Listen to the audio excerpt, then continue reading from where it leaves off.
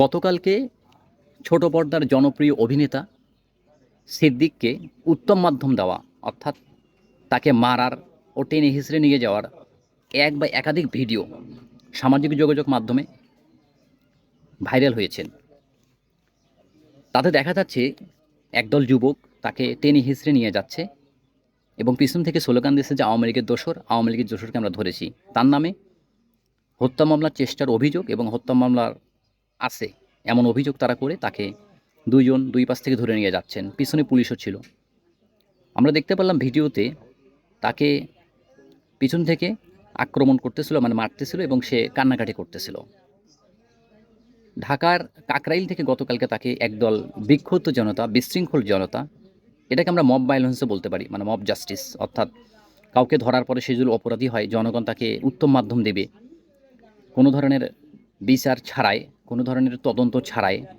এটাই হয় mob justice. অর্থাৎ আমার মনে হলো যে ও আমার সাথে ব্যক্তিগত আক্রোশ আছে, আমার মনে হলো আমার বিরোধ পার্টি, আমি ওকে আওয়ামী লীগের দোসর ট্যাগ দিয়ে বা ফ্যাসিবাদীর দোসর ট্যাগ দিয়ে বা তার সাথে সংশ্লিষ্টতা ছিল এমন ট্যাগ দিয়ে তাকে আমি উপস্থিত আমার কিছু লোক দ্বারা উত্তম মাধ্যম দিলাম, মারলাম। এটা তো ওই একই কাজই হলো। আওয়ামী লীগ সরকার ১৫ বছর যেটা করছেন বর্তমান সময়ে যদি এটাই হয়, তাহলে জুলাই গণ অভ্যুত্থানটা কেন হয়েছিল? এই বৈষম্যের বিরোধেই তো হয়েছিল।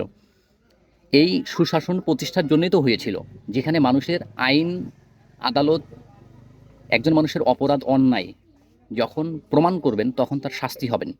হ্যাঁ, সিদ্দিক যদি জুলাই গণ অভ্যুত্থানে হত্যা মামলায় সরাসরি জড়িত থাকেন অথবা হত্যা মামলার চেষ্টায় যদি অভিযুক্ত থাকে, তাহলে অবশ্যই তাকে আইনের আওতায় এনে শাস্তি নিশ্চিত করতে হবে। যেমন করে আওয়ামী লীগ সরকার আরও বড় বড় যে নেতা ছিলেন তাদেরকে ধরা হয়েছে, এবং এমপি মন্ত্রী থেকে শুরু করে, তাহলে তাকেও ধরা হোক। কিন্তু তাকে ধরে আমরা দেখলাম গতকালকে আদালত চত্বরে আইনমন্ত্রীকেও উচ্ছৃঙ্খল জনতা, উন্মাদ জনগণ পুলিশের কাছে থাকা অবস্থায়, হেলমেট পরা অবস্থায় তাকে কিল ঘুষি মারতেছেন।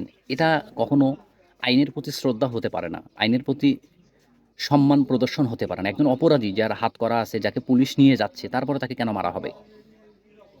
তা আমরা তো এই জন্য এই জুলাই গণ অভ্যুত্থানকে এই জন্য হয়েছিল যে একজন ফ্যাসিজমকে তাড়িয়ে দিয়ে আরেকজন ফ্যাসিজম করবে দেশে, এক স্বৈরাচার তাড়িয়ে দিয়ে আরেক স্বৈরাচার প্রতিষ্ঠা হবে দেশে। এমনটার জন্য কেউ আসলে জুলাই গণ অভ্যুত্থান হয়েছিল না। এটা জুলাই গণ অভ্যুত্থানের মূল লক্ষ্যই উদ্দেশ্য ছিল যে আইনের শাসন, অপরাধীকে অপরাধের কাঠগড়ায় দাঁড় করানোর শাস্তি নিশ্চিত করা, নিরপরাধ মানুষদেরকে একটা ফুলের টোকাও না দেওয়া। কিন্তু আমরা কিন্তু এখনও সেটা দেখতে পাচ্তেছি না। আমাদের দেশে কবে সুশাসন প্রতিষ্ঠা হবে? কবে সাধারণ নিরীহ মানুষ, নিরপরাধ মানুষ মুক্তি পাবে ব্যক্তিগত আক্রোশ থেকে বা ব্যক্তিগত কোনো ধরনের আক্রমণাত্মক থেকে? অর্থাৎ বিচারের প্রতি যদি আমরা শ্রদ্ধাশীল না হই, বিচারের প্রতি যদি আমরা আস্থা না রাখতে পারি, তাহলে বারবার আমাদের দেশে ফ্যাসিবাদ প্রতিষ্ঠা হবে, বারবার আমাদের ফ্যাসিজমকে উচ্ছেদ করার জন্য আন্দোলন করতে হবে। আর এটা মনে হয় একটা সভ্য দেশে কখনোই কাম্য করে না।